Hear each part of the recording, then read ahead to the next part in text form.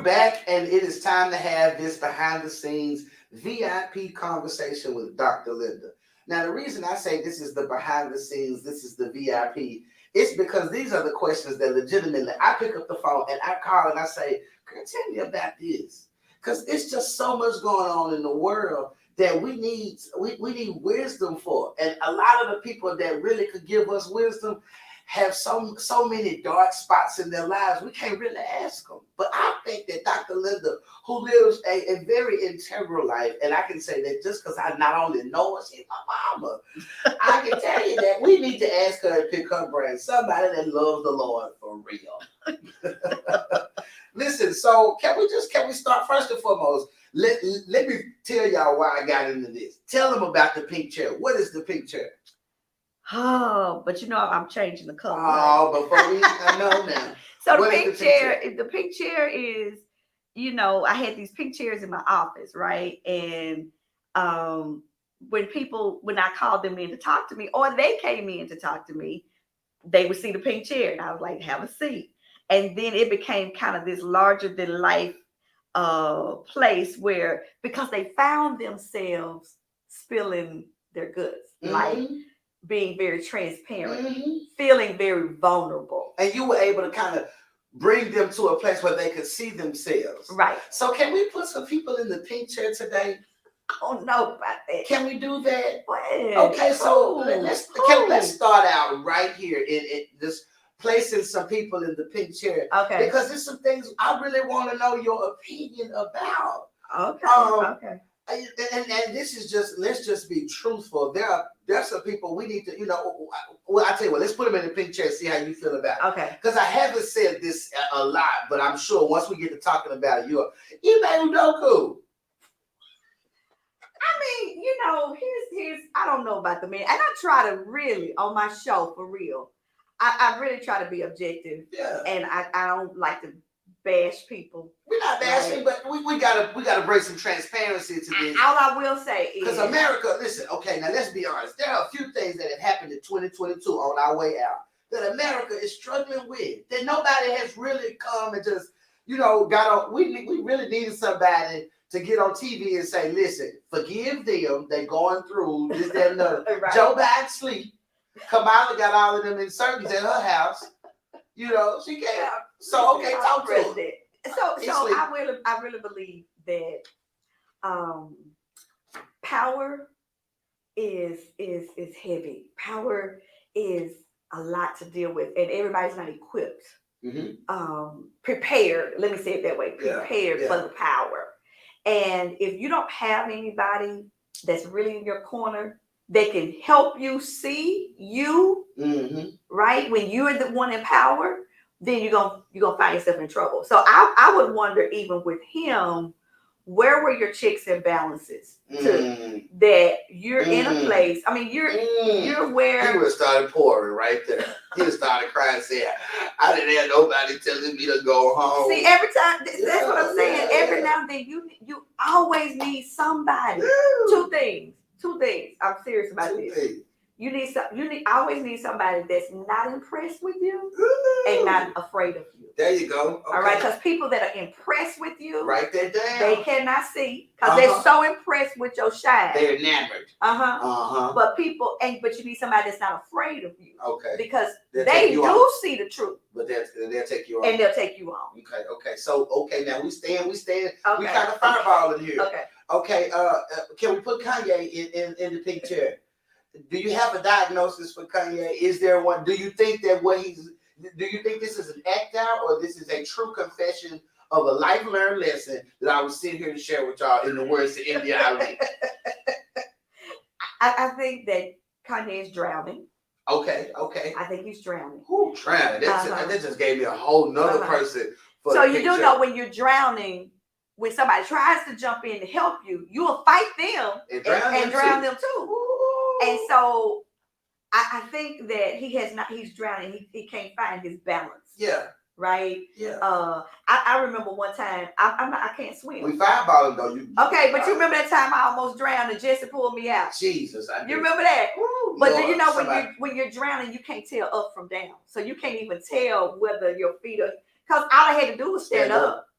So I believe he's in a space where he can't tell up from down. So okay, that's all I'm saying about that. But we fireball. Okay, come on. Will Smith.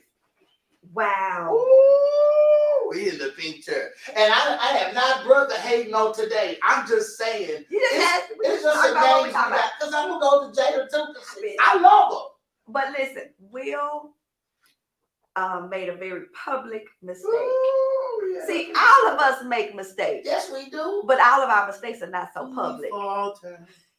And I hated that and we gotta give Will an opportunity to be human. That was a human mistake. I am legend.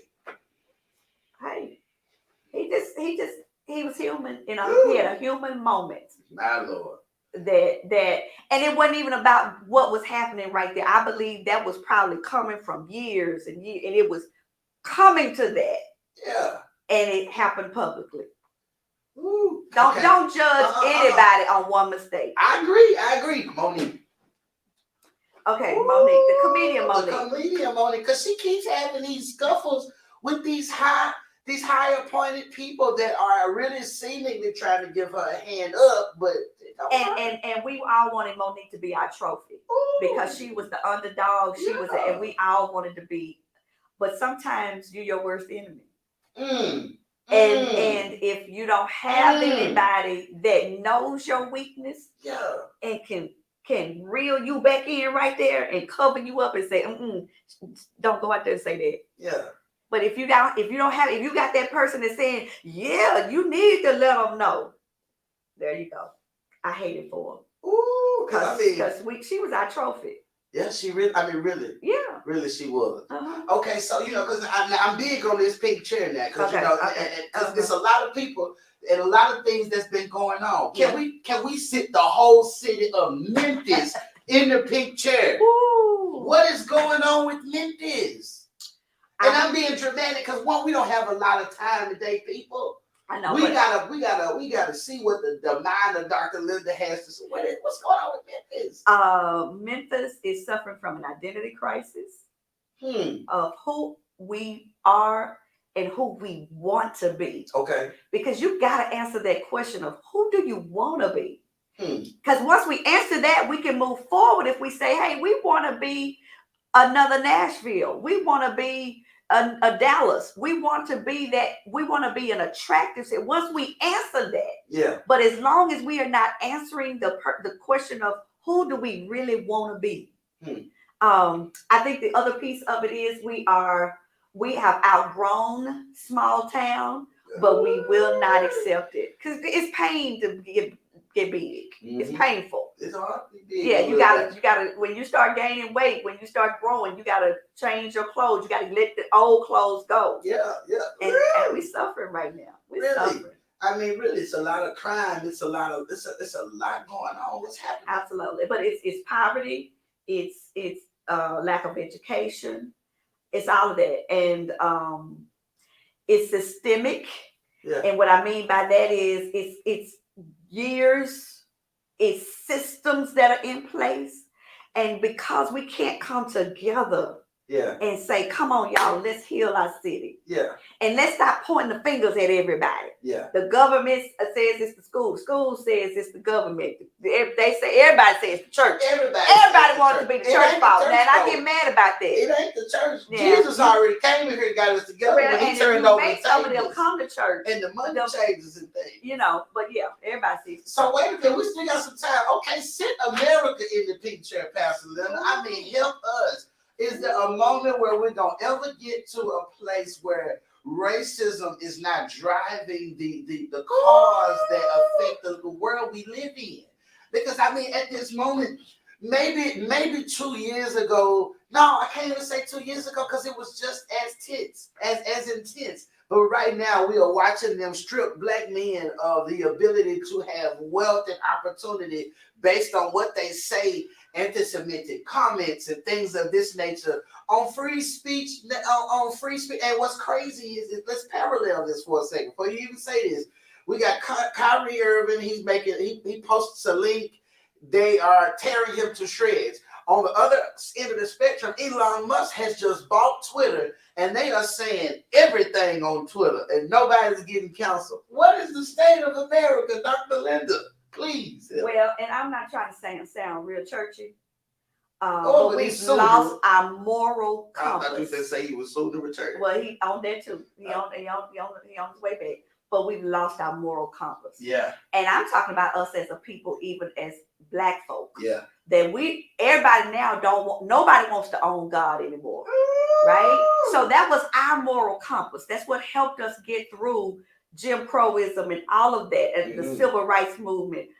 All of that, we had a moral compass that helped us make decisions when we were being unfairly treated, when there was injustice.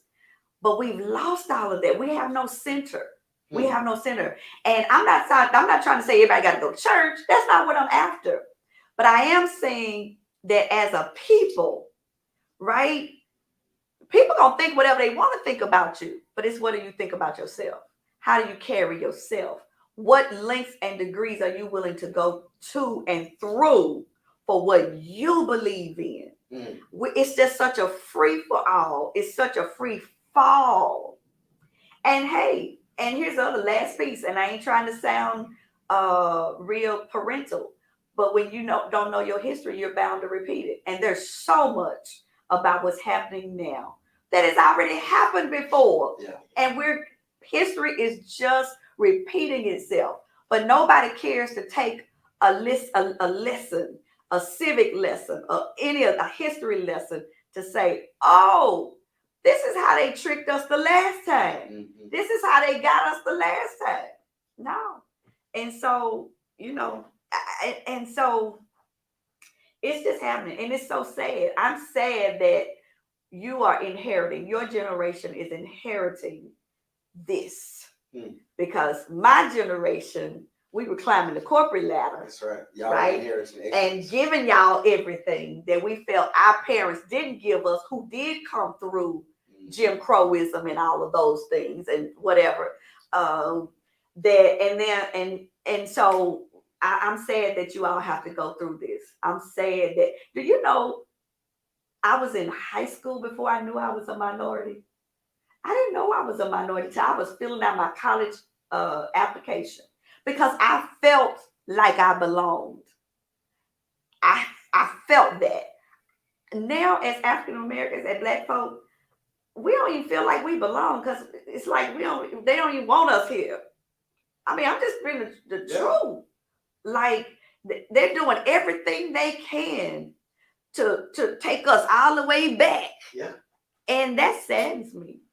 That saddens me. So we got to get out of here. But this is, like I said, this is a moment where we don't really get to do often. So close us out. You didn't ask me what I think about men and dating and relationships. Well, I love to talk about that kind of stuff. The conversation never stops. I love to talk about that stuff. The conversation never stops. That's what I know that's what we're talking about. You ain't getting that out of me today, baby. I want 36-year marriages. I want to see your generation. So we got to come back and do a show. I got to come back and we got to do a show on relationships then. Okay. So, but to get out of here today, normally you having conversations with your audience and you're interviewing someone. Today we've interviewed you. Leave us with something. Leave us, your public, with something. A nugget from this conversation that we should all hang on to, that even if we can't use right now, that we can put in our pocket for a rainy day. So I go back to what my mom said to me. I mean, your life is a garden, like a garden. Whatever you want to see grow, you got to plant it. That means intentionality. And whatever you don't want to grow, you got to go out there and clean it out, clean out the weeds and all of that. Take care of your garden. You get one life. I mean, one. And you got to take care of your life, whether it's your health, your mental health, your emotions, all that. Take care of yourself. It's your garden. All right, y'all. You heard it first. Live by design, not by default. Woo! You've been listening. It's been a great day. I love y'all. It's been a good conversation.